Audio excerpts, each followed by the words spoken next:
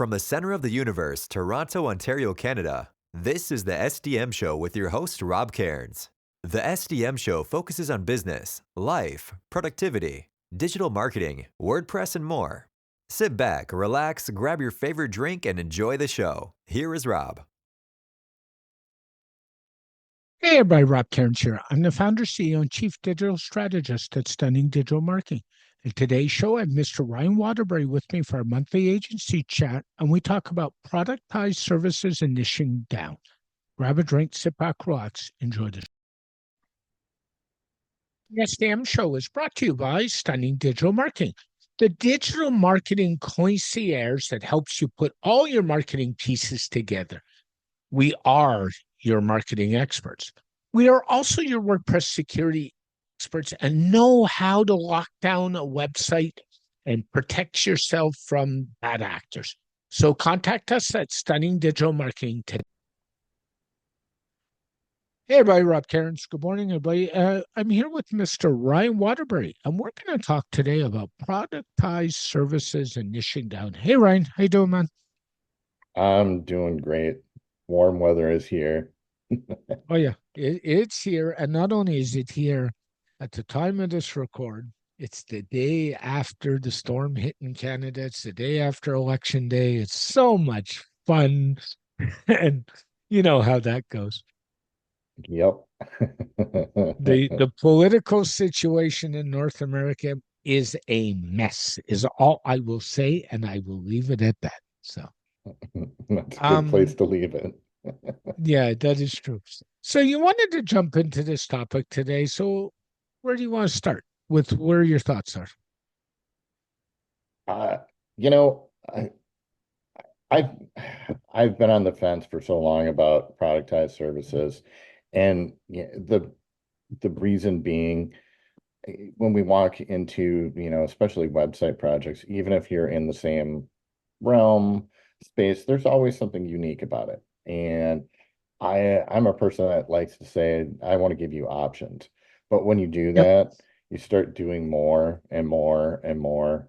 And we're not just talking scope creep, but completely adding complete whole new services on top of original agreements that never included these. And we did a podcast a little while ago about sticking to your terms and conditions. We And did. It was a good one. and what I found was when I sat down and looked at why do I have so much work on the table and why am I out of time?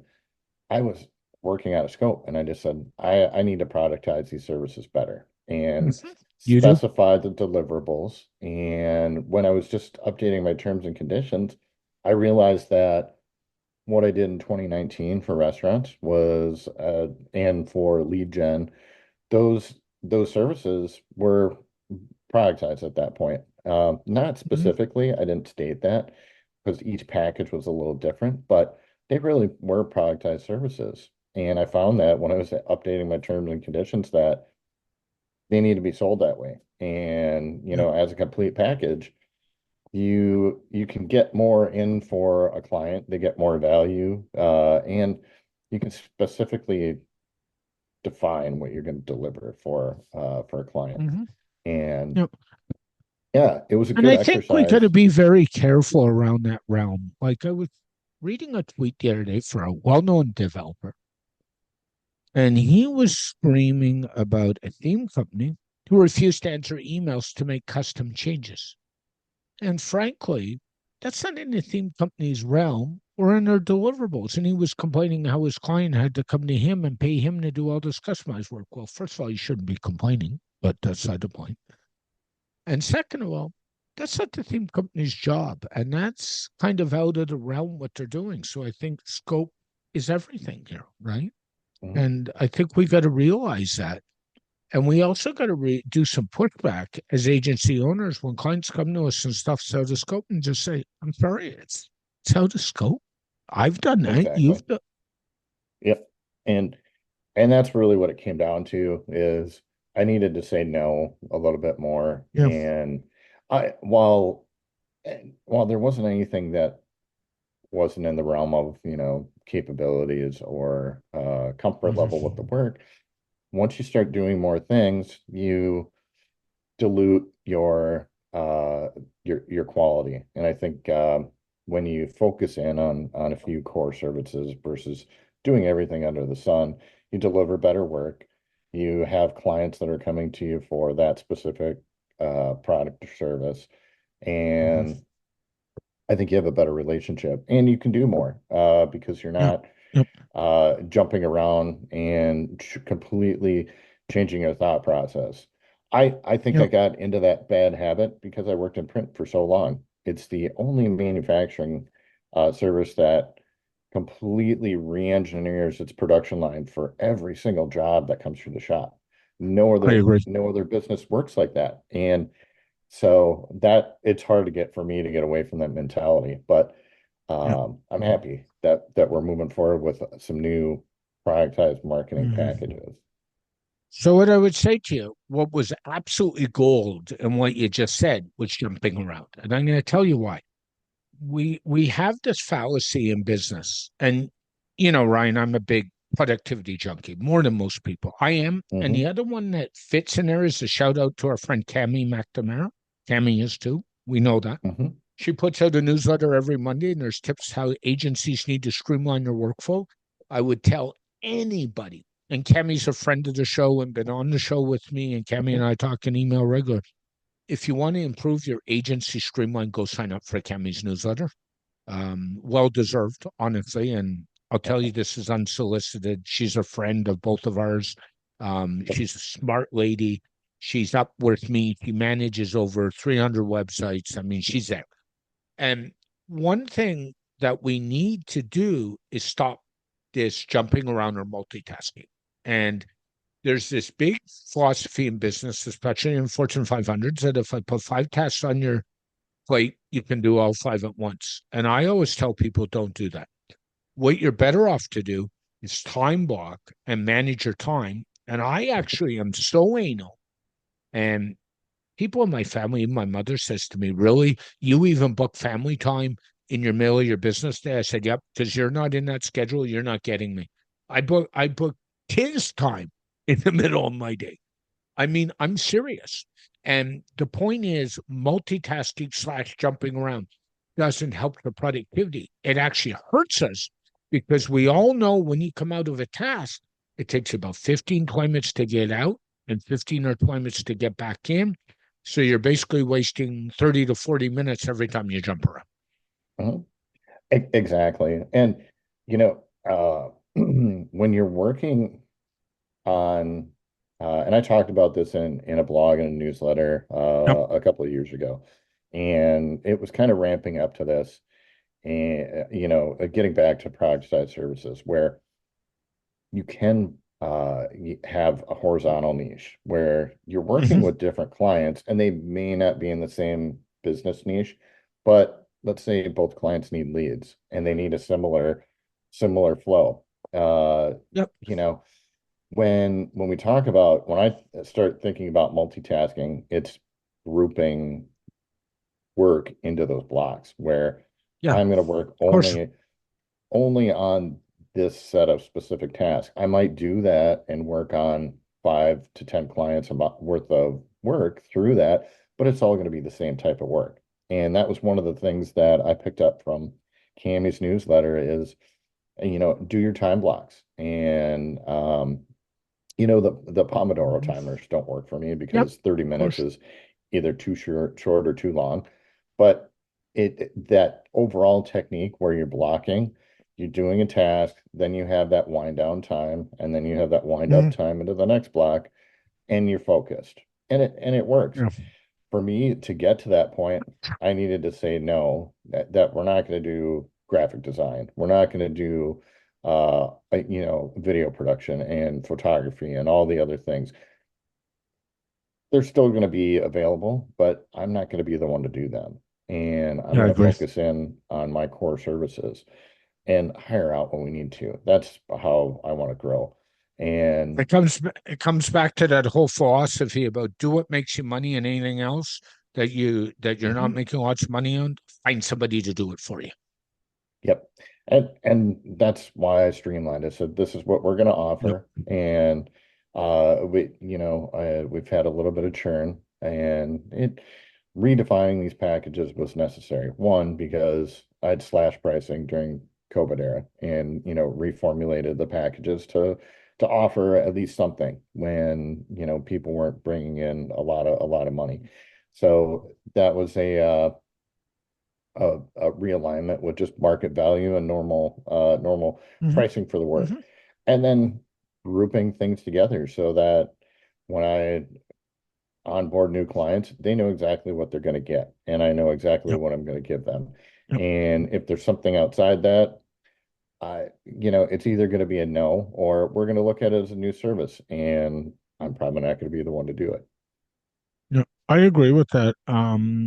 It's really hard. As you know, I've done that, and and I think we should dive in. I kind of broke mine down. So my core stuff is the consulting I do for big companies and small companies. That's like number one.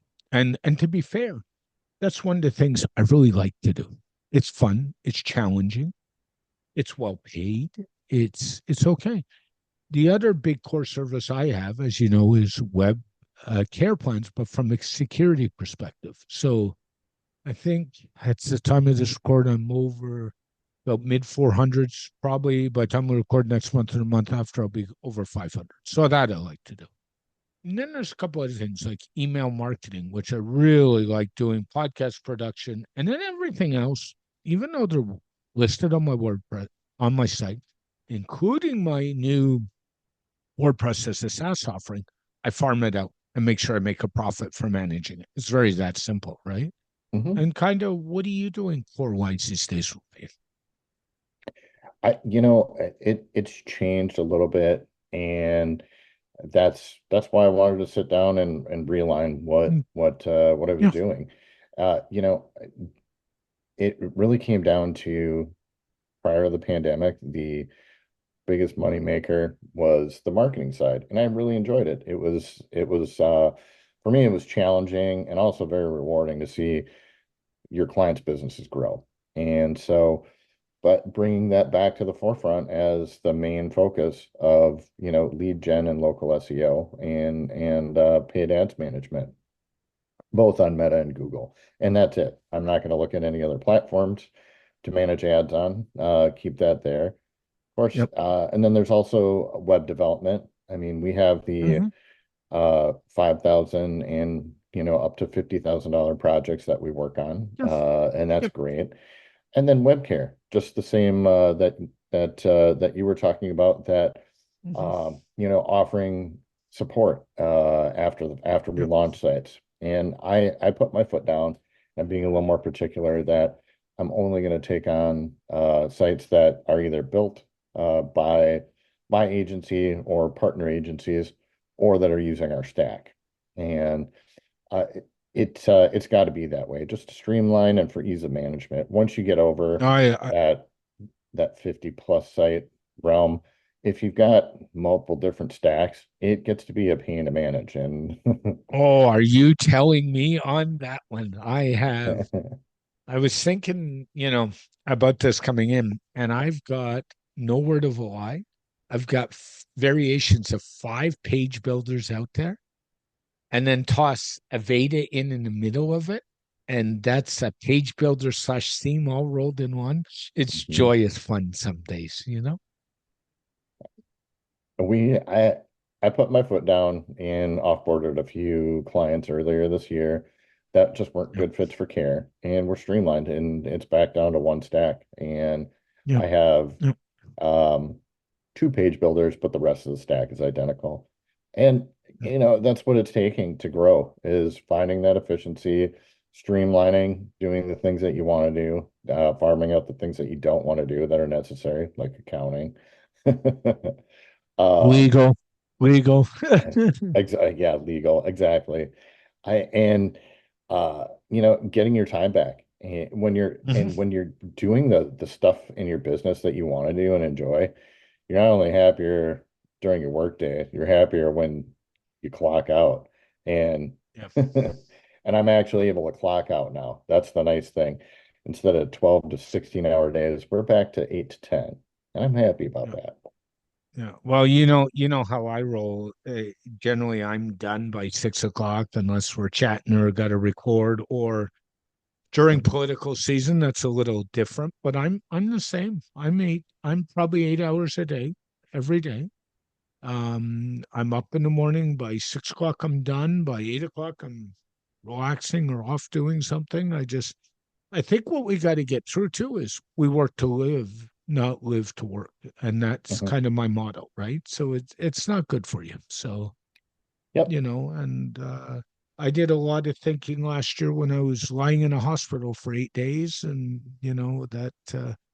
I think I've told you this. I've certainly told the audience this. I almost packed my agency in last March when I had the hospital stay, and she just talked me out of it. And she talked me out of that. She talked me out of giving up the podcast. Those who've listened to the podcast will realize the podcast is dedicated to my parents and to her because it wouldn't be where it is today. We're time of this record, I'm into 543 episodes, if you can believe that.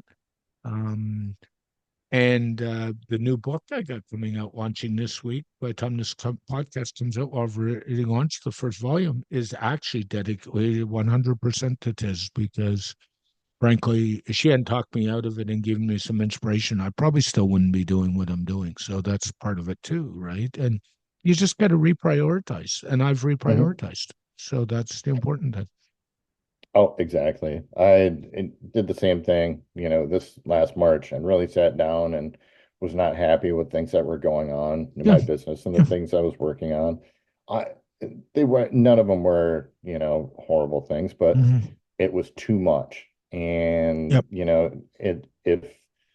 if you're living to work and you're working all the time and you're not getting that break, you absolutely need to reprioritize. And that's what I mhm, did. And that's mhm, when I took the journey and the exercise to come back and say, this is what we're going to do going forward. And this is when I was yep, the happiest with my agency, doing, the marketing mhm, things and fulfilling those custom things, like you said. That we do the dev in-house and have yep, control over it. And that was the nice yep. thing, doing the dev that we wanted to do, not because it was the service we were offering. Yep. It was, doing Because the too custom many things. times, especially agencies where they're struggling, they get into this, let's do everything because maybe we'll make a buck. And I don't think that does your business any good long term. You're Mhm. better off to swallow the struggling and build your core offerings and what you're offering than to offer the whole world. So, We went from large agencies in the 80s, 90s, and early 2000s, like the big mhm, name branding agencies, the relics, yep, and down to hyper focused tiny mhm, agencies that were just doing Google PPC or SEO or Facebook ads. Now we're seeing, a resurgence of some of that generalist and offering a little bit more than one, but it's still in the same realm. And yep, that's where I really came to. I said, we were really doing this package of services with these tools, and these are the tools, and that's it. And that's where I got to, that you have to evolve with the times and keep moving forward. But there are some things that just need to stay the same. You need to have that good work life balance, and notice that I put work first. yeah. And what I would say to you is, if your agency is not going well, it does impact your personal life too. I hate to tell you. Mhm. We all get up in the morning. You don't want to get up. You don't feel good. You don't want to deal with stuff. You're far better off to be in a situation where everything's going really well and then go from there. Mhm. Exactly. And the if you're not in a good headspace, not mentally well, Yep. work takes longer. The quality isn't Mhm. there. Um, and if you don't have enough personal time to recharge to get out of that funk, then it's just an endless cycle. So What yeah, I would say is, if you're not in a good headspace, go find a therapist. Having done that and doing one with this right now, I would say go find a therapist. Go get some help. There's nothing wrong with you. Get sometimes you just need some guidance and tools to make it work better. Mhm. whether it's your relationship, whether it's your personal life. Go see one on your own. Go see one with somebody. There's some really good podcasts out there. Mel Robbins does an amazing podcast. She's not a therapist, but she has on, talks about stuff. My friend John Maloney does one. There's all kinds of them. So go get yourself some help and work on that, because if you work on you, your business will be better too. Be honest. Yeah, absolutely. Yeah. Anything else you want to add, Ryan, or is that about it for the day No, on this one? I just wanted to talk about, some of the things that I've wanted to do and had to do recently as an agency owner. And Okay. and it was just realigning things. And once in a Yeah. while, and this isn't specific to, marketing or web or design agencies.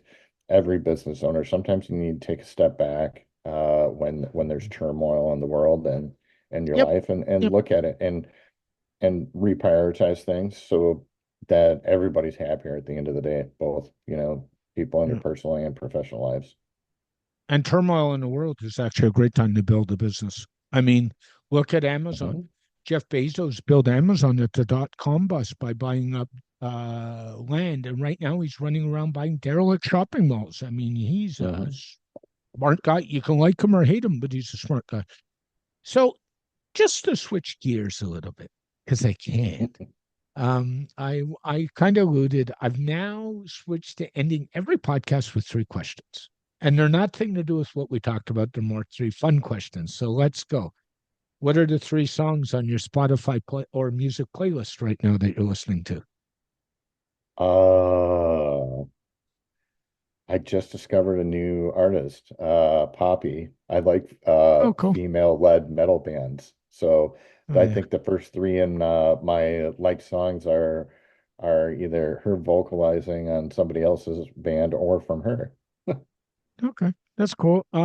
If you have a chance to go on vacation to somewhere you've never been, where and why? I've never been to Jamaica, and I have always wanted to Okay. go. Oh, that's cool. And the last question, are you reading anything for work or pleasure, and what is it? If so. Oh. The last book I What? had open was a shop manual from Volkswagen Audi. So to tell you, I have no shame, and I'm going to take heat for this, I'm sure. And I'll be very transparent. I just finished reading a book called She Comes First, and you can figure it out. I'm not getting into the topic, but figure it out. It's well known. Google it. I have no shame and no transparency. So, hey, buddy, this is always a pleasure. I enjoy the chats we have on here and off here. You know that. People need to jump on over to your website at One Dog Solutions and find out all the cool things you're doing. You're doing a lot of good stuff. Follow you on the networks and tune in every month, because we get to have more chats like this. One of these Yep. days, I need to start recording the bloopers because they're more fun, right? They are. Thanks, Ryan. Have yourself a good day, my friend. Bye bye. All right, you too. This podcast has been brought to you by Stunning Digital Marketing, your digital marketing concierge to help the business owner put all his pieces together, whether it's email marketing, WordPress security, WordPress design and development, PPC, and more. Text Stunning Digital Marketing for all your digital marketing needs today. A very special thank you to Ryan Waterbury for joining me on this edition of the SDM Show. The SDM Show is dedicated to my late father, Bruce Cairns. Dad, I miss you very much every day. My mother, Ann Cairns, who's still doing really well and is an inspiration. And of course, Tiz Maroney. And Tiz, I know I've said it, but thank you so much for all the inspiration you give me every day.